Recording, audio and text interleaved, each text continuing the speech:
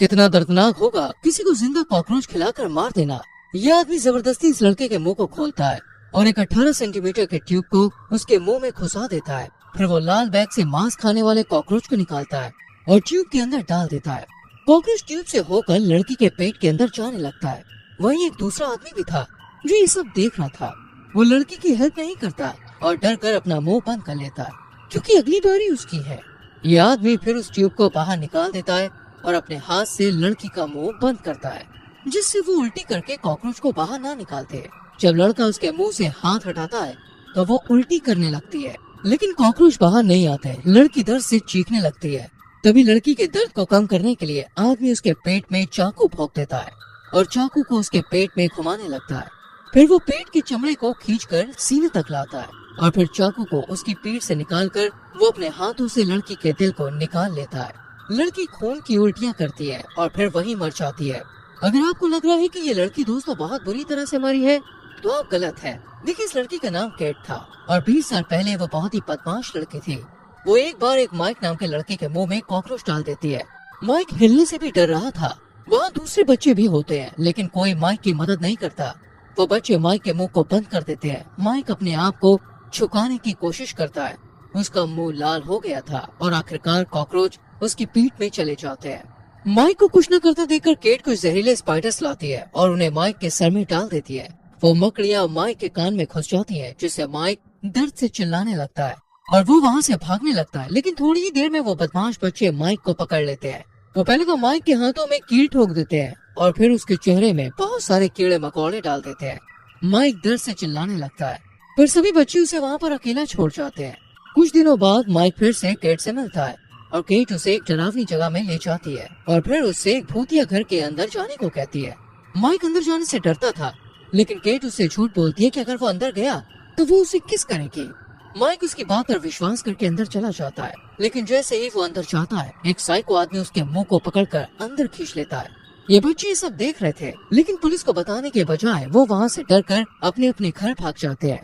और यहाँ ये साइको आदमी माइक को सुअर पालने वाली जगह पर बंद कर देता है और उसे मोटी चेन से बांध कर रखता है और उसके साथ बहुत गलत करता है। वो साइको आदमी का नाम जॉन था, जो माइक को खाने के लिए कच्चा गोश्त देता है और उसे बहुत काम करवाता है। जब माइक ठीक से काम नहीं करता है तो वो माइक को टॉर्चर करता है।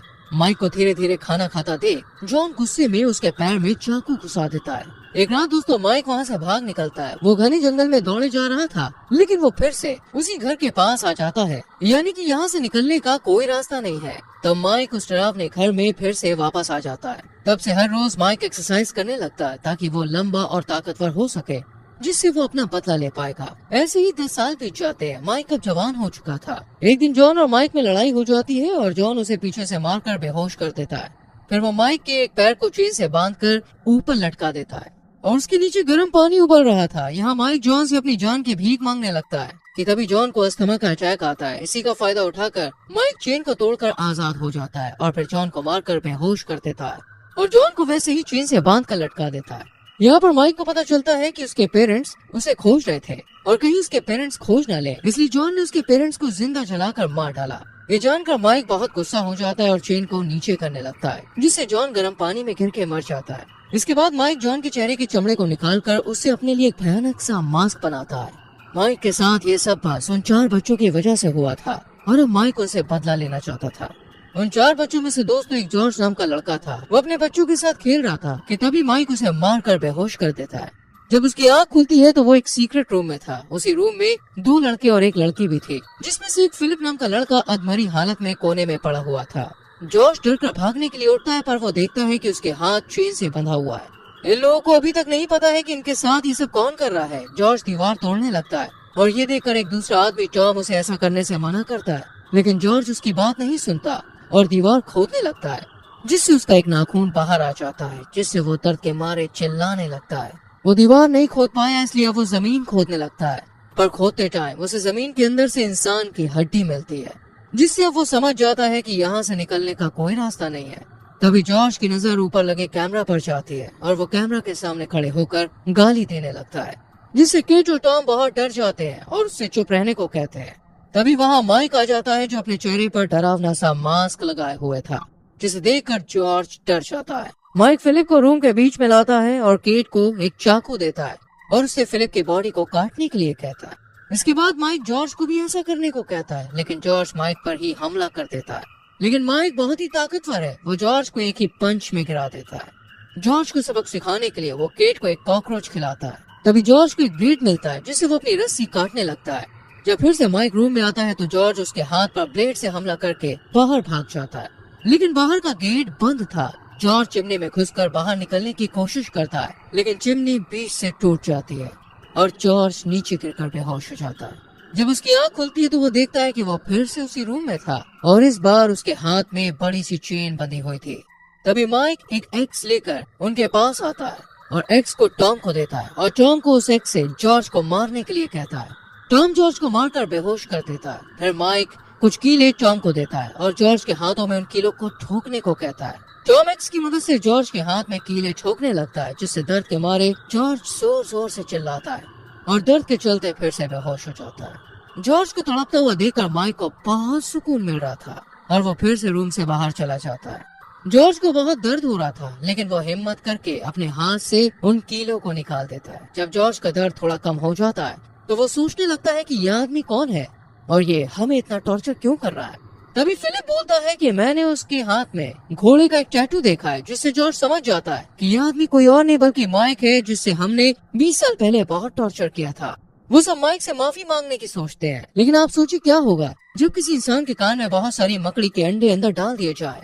माइक एक इंजेक्शन में येलो स्पाइडर के अंडे भर कर लाता है और जॉर्ज को उसे केट के कान में डालने के लिए कहता है। जब जॉर्ज ऐसा नहीं करता है तो वो केट को करंट शॉक देने लगता है। उसको तड़पता हुआ देखकर जॉर्ज मान जाता है और फिर वो केट के कान में मकड़ी के अंडे डाल देता है।